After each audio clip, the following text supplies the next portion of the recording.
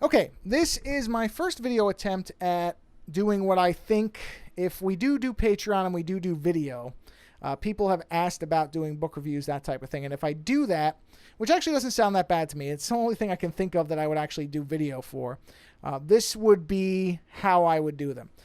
So this is going to be the first of two videos. I'm going to do two videos that are art book reviews. The only real difference between the two of them is going to be the resolution and frame rate. Now, the camera that I'm going to use, which is just a little kind of, it's not a GoPro, but it's a knockoff GoPro, is capable of doing 720p at 60 frames, and it's capable of doing 1080p at 30 frames. Now, frankly, I think that 1080p at 30 frames is fine for me pointing at a book. I don't really think there's a need for 60 frames. However, I'm going to leave that decision up to you guys. You will let me know. I can do it either way. It's not going to make a difference in how I record and do these. It's only going to make a difference in how you see them. So let's get started. So the one I'm starting with is, it is an art book of sorts. It's not an art book in the traditional sense, but is, as you can see from the title, the New York City Transit Authority Graphic Standards Manual. Now, this was a Kickstarter that I backed because they found an original one of these manuals from 1970, and they got permission from the, I believe it would be the MTA at this point, the Metropolitan Transit Authority, or was it Manhattan Transit Authority, whichever it is. They got permission from New York City to be able to scan one of these books and make a volume out of them. Now, you can't buy this one. This was a Kickstarter specific edition, so it's fairly large, as you can see from my hand. And actually, you can see from this handy ruler. So you can see just, this isn't obviously the scale, but it's a large book. You can buy a smaller version of it. They sell a smaller version of it that's not bad. It's not quite as nice as this one. This is sort of the deluxe version, but certainly the one you can buy is perfectly good. And honestly, I bought another one because I don't like handling this one. I have such a respect for this book that I don't even like touching it. This will only be like the third time I've opened it and leafed through it. I use the smaller volume when I just want to look at it, which I do like to look at it because it is just a magnificently well done manual. This is basically a graphic design manual. You could put graphic design standards manual here and it would still work. And what this was is, if you think about, those who have been on the New York City subway or seen it, there's a very specific iconography and design work at play there, and that started, well, it didn't start, but the modern version, and I don't believe they've really changed much about it. They've added in small things or name change, that type of stuff, but the basic setup of the way the New York City subway exists today, the signage, everything else, is heavily, if not entirely, from this manual, which was by a gentleman named Massimo Vinelli. Very well known within the design community. He's done a lot of different things, but for my opinion, or in my opinion, not for my opinion, in my opinion, this is his masterwork. Because if you can create a book or a manual that the New York City subway system bases everything as far as its communication and signage on, then I think you've accomplished something. And you really, if you never do anything else in your life, this is still a thing that people will know you for, and that should be enough. But that's not all he did. He did many other things. You can look him up and find out. So I'm not going to go through every single page of the book, partly because I think then this would not be legal to do this video. I think by just doing a review of it and a talk about it and not showing everything, I don't know what the legality is. I guess I'll find out one way or another. But I think it's okay to do this and talk like this in it. So basically what you have here, as far as if you don't know what a standards manual is, or graphic design manual, this was done to lay out guidelines and standards for how signs, typography, directions, all of it, everything that you see in the subway system, this book told you how to do it. You had to go by this, which is why you see things like this layout of different areas. And like number one, at the street level, here's the sign, that's what will be on the sign. And the map will be like this. The direction signs will be, where's direction signs for? Will be here at the top of the stairs saying, what happens if you go that way? What happens if you go that way? So on and so forth. And this has things like, here's how tall it's going to be. Here's, grid 2, grid 3, grid 1. This is how high your lettering is going to be. So when you start getting the lettering, you will see, spacing. Okay, if this is the square you're working in, what is the spacing for the letter? How tall? All that type of stuff. And so as you go through it, you see this was all meant to show people, anybody who's producing a sign, this is how you would do it. This is what you would go by. And that's what this is. So this is, as you can probably have seen, this is literal scans, and there's the holes for the actual binder that it was in.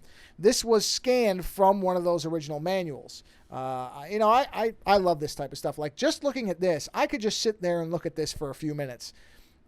It's just such a powerful design language, and it's great to see it as it was.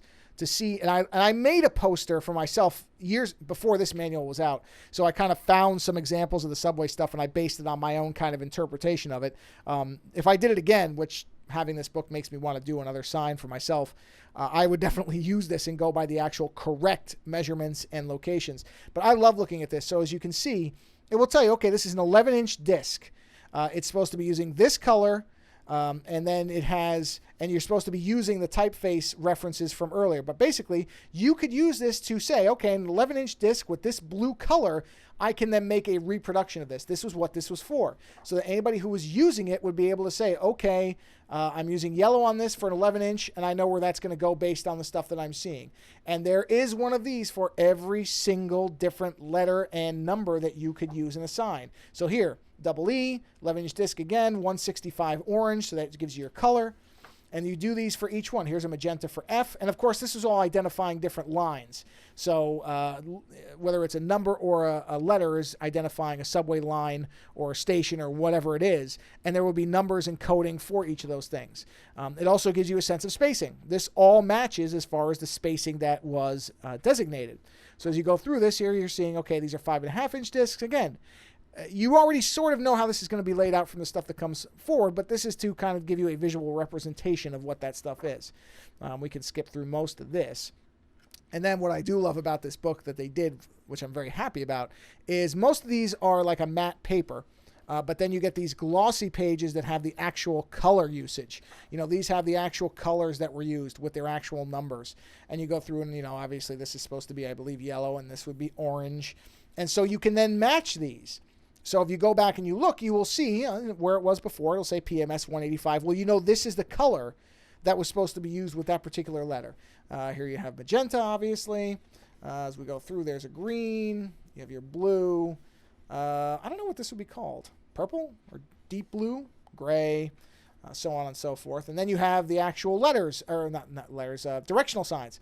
So arrow going that way. Use of the arrow. I love stuff like that. Like, I just love when these things are done like this. Okay, here's a great example. So this is showing you how a exit transfer sign will be laid out with the actual, here's your coloring. White on red for warm red, for exit, black on yellow, 109 for transfer, and that needed to be consistent so that what happens is if you read, and everybody sort of knows this without saying it out loud, but this is the idea of it, is as somebody uses the subway over and over and over, they start identifying these right away. You won't have to see the word transfer anymore. You'll be able to know it from the color because you've done it a bunch of times. That's the whole point of graphic design in this context, is to establish a baseline that people will start to see before they even know they see it. And that's where this is something I talked about this in my late night with Derek Stenning. One of the things I like so much about his book, and I will do his book as part of this series if this is what we end up doing, is the idea of establishing a thought process from beginning to end. This gives you a complete work of design. You're seeing what the thinking is. So now when you see a sign, you understand, okay, this is designed and regulated down to the spacing of the letters in the corners, how far in they're indented, the whole thing. This is not accidental. This isn't something that you just do and say, oh, well, that looks good, we'll stick to it. Here you have this is, here again, you're laying out your spacing. Okay, this is how many feet from the floor this sign will be. Here's how big each of these sections will be, and this is how they will be laid out. Here you'll have this panel on, what do you call it, a pillar. All this stuff is fundamental. These are just big pages that show you some, this is the actual physical construction, I believe, of each of the gate signs, like what they physically were made of. Here, a machine screw. So this is how far down it gets, even to the construction of the physical signs themselves, which I just, I love that this is this complete as a work. It's just magnificent. Telling you, okay, here's how it will be, how the path will be cut and the head rails. It just gets into everything in here. This I love. This is the telephone symbol. I like it because it is Again, when you have good design, I thought it was a piece of dust. When you have really good design, you start to identify that even when you break from the design, it is within the design language. Meaning, this is different in that it's not a solid circle with a white T, but it is still a centered letter within a large disk. And so it relates to all the other stuff that came before, but is standing out because it's supposed to indicate a telephone. So there is a specific usage and break of the design while still staying within the design. This is great stuff.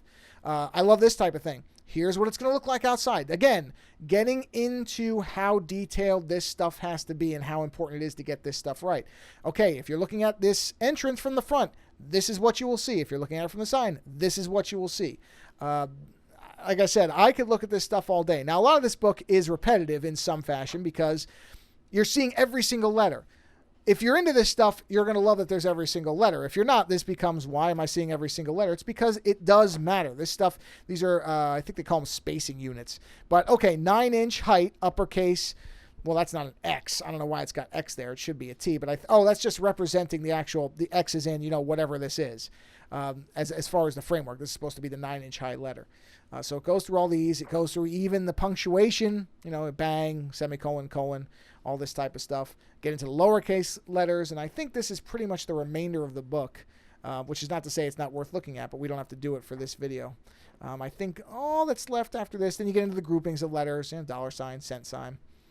Someday I'm sure cent sign will be obsolete when there is no more change. But for turnstiles, that type of stuff, it was important, or for, just knowing what the pricing was. Lowercase letters and their spacing, bigger groupings of letters. And then at the very end, you get a glossary and semantics, which just explains to you what is a transfer sign. The word transfer is a symbol which is visual to passengers disembarking from trains. It just explains what these things are. Again, I love that all this stuff is here. Here you have a list of all the station identification in numerical order, which I think most of these are probably all the same. There may be some name changes here and there, but honestly, not that much. So this still holds up from something from 1970. But again, it's just a wonderful manual. I think you can buy it. I think you can buy I guess they would call it the retail edition, or I don't know what you would call it. I guess retail edition is the right word for it. The smaller version that they sell, you can get online. I believe the website, look at this stuff. I mean, just look at this stuff. You see all of it and how it's laid out at all. It's fantastic to see it in context and understand this is part of a design that was baked in and used and repeated. I just love this stuff. So you can get it. I believe the website is standardsmanual.com. And again, if you liked any of the stuff that you saw on here at all, this book is worth having. It really is a magnificent volume to look through, and it's great to have it. Even though, like I said, it's not going to necessarily be this huge one, it's still a pretty big book. I think it's probably about, that or so. It's not like it's a little pocket book. It's still a big sized book. It's just not this massive, which for some people will actually be more appealing. And again, it is the New York City Transit Authority Graphic Standards Manual. If you search that into Google, you're going to get it. It'll come up right away. It's, I think, the first or second link. There may be something else ahead of it, which is a website about the designer himself, but you'll find this. And I think it's standardsmanual.com. So that's it. That's kind of, this is my first crack at doing a book review like this. I've never done something like this, but this is probably the format it's going to be in because this setup works and it's not too difficult and I can take it down and put it back up. This is actually the camera that's doing this. The camera is mounted on the back of a boom stand that I got for the show microphone because until now I've been using a little wooden stand that I constructed myself, but I wanted to do something a little bit easier to just kind of have sitting there and use and stay out of my way because that wooden stand kind of got in the way when I was trying to type things. So I think this will be a little bit better. And on the other end, I have this little kind of GoPro knockoff camera, and I'm going to try this. If people think this works, and if this is something people would want to see, because I have been talking for just about 15 minutes here, then this is probably what is going to be the Patreon video stuff, because this is disconnected from the show enough to me, but it allows video to actually have value other than just staring at me talking, which I don't understand why anybody would want to see that, because I wouldn't want to see that. So anyway, let me know either on the comments on this video itself or through the show comments or email what you think of this, if this is something that you guys would want to see. Hopefully it is. I don't know. I would enjoy watching something like this, but I never know if anybody else will. So just let me know, and we'll go from there. All right, later.